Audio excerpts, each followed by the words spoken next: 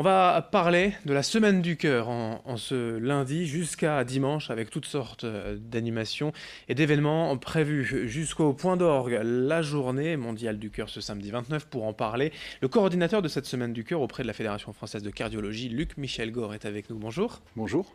Merci d'avoir répondu à notre invitation. Vous venez régulièrement ici nous parler des parcours du cœur. Ça, c'est un Exactement. événement qui a plutôt lieu au printemps. Ici, on évoque donc la semaine du cœur.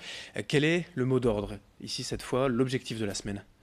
L'objectif de la semaine, c'est être en bonne santé, c'est-à-dire essayer d'adopter des bonnes habitudes d'hygiène de vie. Donc, on propose au public de venir rencontrer les animateurs des clubs Cœur et Santé de la Fédération française de cardiologie qui vont proposer dans toute la région Nord-Pas-de-Calais pendant la semaine des animations, des accueils qui vont permettre de donner des bons conseils de prévention, qui vont aussi permettre de faire des tests de pression artérielle, de cholestérol, de glycémie, et voilà, pour essayer d'aller mieux. Alors, on va en reparler dans le détail dans un instant de toutes ces programmations. Juste quand même, le cœur, évidemment, c'est l'un de nos organes vitaux les plus importants, si ce n'est le plus important. Il faut encore et toujours sensibiliser, informer quant à l'importance d'en prendre soin. Mais oui, parce que on commence à savoir les bonnes habitudes à adopter. On commence à comprendre qu'il faut faire de l'activité physique, qu'il faut manger de manière équilibrée, en évitant le gras, le sucre et le sel, et en mangeant, si possible, 5 fruits et légumes par jour, et qu'il faut éviter de fumer.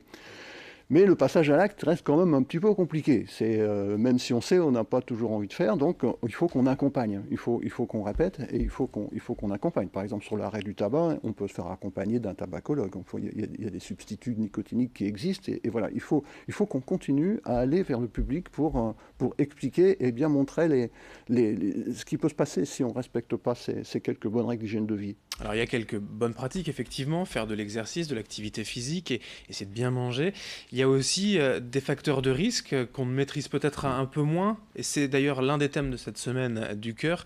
Jusqu'à dimanche, c'est le stress, en fait, les risques cardiovasculaires liés au stress. Comment ça se passe, ça? Eh bien, le stress est un des principaux facteurs de risque cardiovasculaire. On ne va pas dire le premier, le deuxième ou le troisième, parce que le problème, c'est qu'on a du mal à faire des études qui permettent de démontrer ça. C'est-à-dire quand on fait une étude pour dire que le tabac est un facteur de risque important pour les maladies cardiovasculaires, c'est pas très compliqué. On prend des gens qui fument d'un côté, des gens qui ne fument pas de l'autre côté, et puis on va suivre pendant des années et on va regarder ce qui se passe. Pour des gens stressés, c'est plus difficile. Comment définir l'état de stress? On ne peut pas dire on va prendre des gens stressés d'un côté, des gens pas stressés de l'autre côté. Donc on aura toujours du mal à quantifier véritablement l'effet du stress sur les maladies cardiovasculaires. Mais il est en tout cas, réel. il est démontré. Mais Il est démontré, il est réel. On le voit, ça existe. Mais voilà, ça reste. Alors comment ne pas être stressé? Ah, c'était la question, forcément, Et puisque non, aujourd'hui on l'évoque souvent, alors sans aller peut-être jusqu'au burn-out professionnel ou autre, mais même dans notre vie de tous les jours, on a des facteurs d'anxiété, de stress. oui. Alors encore une fois, ça va être les bonnes habitudes d'hygiène de vie. Si vous faites 30 minutes d'activité physique par jour, ça permet aussi d'être moins stressé. Quand on ne fume pas, contrairement à ce qu'on pourrait imaginer, on est moins stressé. On a l'impression que prendre une cigarette, ça va déstresser. Mais en fait, pas du tout. C'est tout le contraire. C'est quand on arrête de fumer, après une petite période un peu difficile, on a les effets bénéfiques de l'arrêt du tabac et on se sent moins stressé. Et l'alimentation, c'est pareil. Si on mange gras sucré et salé, on va tendance à accumuler du stress. Donc il y a ces principes d'hygiène de vie qui reviennent toujours. Hein. C'est un peu ratoté, mais ça revient toujours. Et après, il y a d'autres choses. Il y a la sophrologie. Oui, j'allais dire un accompagnement psychologique aussi Voilà. peut-être. Il y a la méditation en pleine conscience, et il y a le rire. Quand on rit 5 à 10 minutes par jour, on est moins stressé que quand on a des difficultés à rire. Il y a même le yoga du rire, qui est quelque chose d'assez intéressant. Donc, et après, il y a toujours la capacité à prendre un peu de recul par rapport à ce qui nous arrive. Et voilà. Mais ça, c'est plus un entraînement au quotidien. On peut se faire aider aussi, bien sûr. Il y a des professionnels qui aident, qui permettent de se stresser mieux. Le stress est donc un facteur de risque, on l'a compris. Il y en a d'autres, parmi lesquels pour cette semaine du cœur, plein d'événements permettront voilà, de les déceler, de passer outre, j'allais dire, avec voilà, des dépistages, vous le disiez, pour voilà, savoir un petit peu plus où est-ce qu'on en est. Oui, voilà, venir se faire mesurer la pression artérielle, ça permet de dépister l'hypertension artérielle, qui est là un des très gros facteurs de risque cardiovasculaire, mais la seule façon de dépister, comme on appelle ça le tueur silencieux, on ne le voit pas, la seule façon de se faire dépister, c'est prendre sa pression artérielle. Donc c'est possible sur les stands qui vont se mettre en place dans les différents endroits. Donc on sait qu'on sera à l'Institut Cœur-Poumon à Lille, au CHU de Lille, à mardi 25.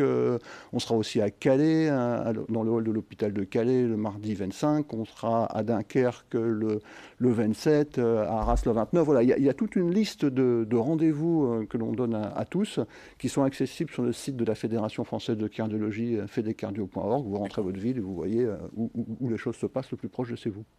La pression artérielle, c'est tout simple, vous l'aviez dit, à faire.